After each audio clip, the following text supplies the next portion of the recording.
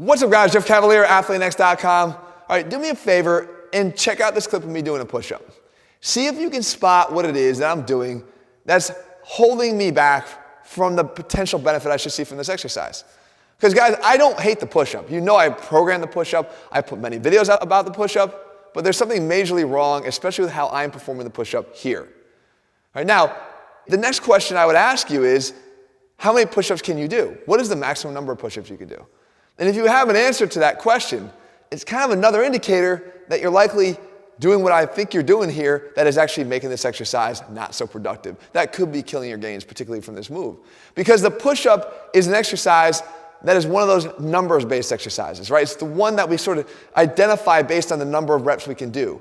We sort of lose the fact that this actually could be a quality exercise if quality reps are performed, disregarding the number that we actually can do.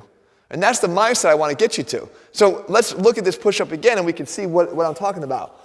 I was doing something like this, right? And to a lot of you guys, you might be thinking, that doesn't look so bad. Maybe I'm doing it a little bit fast, but I can tell you what I'm actually doing here is I'm shortening the range of motion. I'm shortening it by 1 inch or 2, so you have to have a discerning eye to see this. It was right here, but I want to go here without disengaging my body completely. I don't necessarily need to do that. I do need to make contact with the ground. And when I come back up to the top, it's not to here. It's full lockout to here. Okay, full lockout.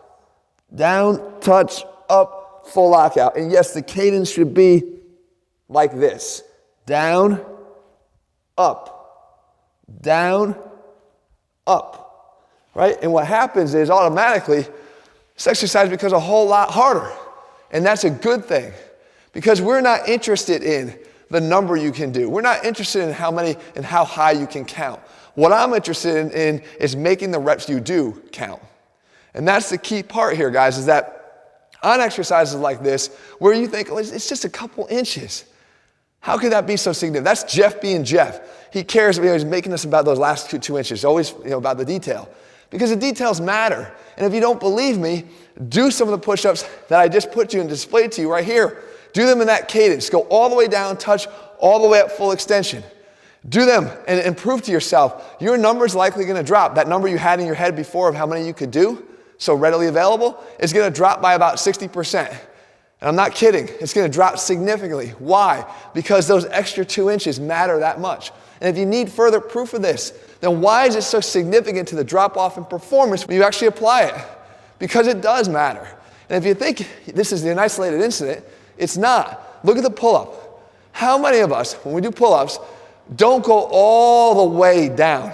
All the way down. You can see the difference right here. It looks small, but this slight bend in the elbow is protecting us from having to utilize a lot more work and effort to get up to the next rep. Because as soon as I disengage the lats and I let the elbows go fully straight, the likelihood that I'm going to get up for another rep has just been dramatically decreased. It's a lot harder. Why do you think our bodies naturally prevent us from going into full extension? Because they know it's a lot harder. And the same thing happens on a squat. It's just a matter of 2 inches.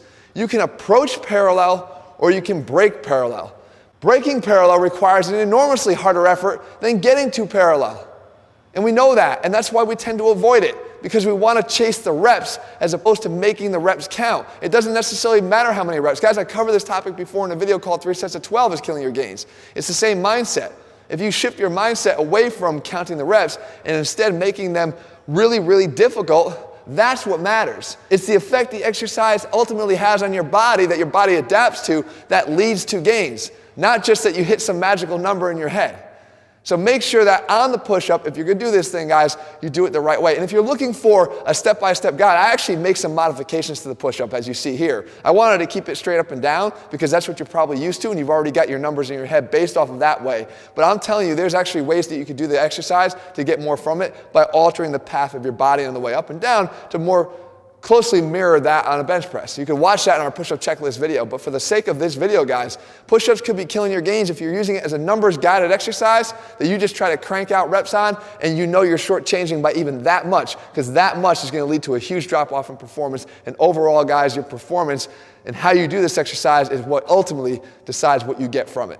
If you're looking for a step-by-step program, guys, that leads you down the path the right way, forces you to do the things the right way because we know what the gains are on the other side of it, that's what all of our programs do. They're available at ATHLEAN-X.com. In the meantime, if you found the video helpful, leave your comments and thumbs up below.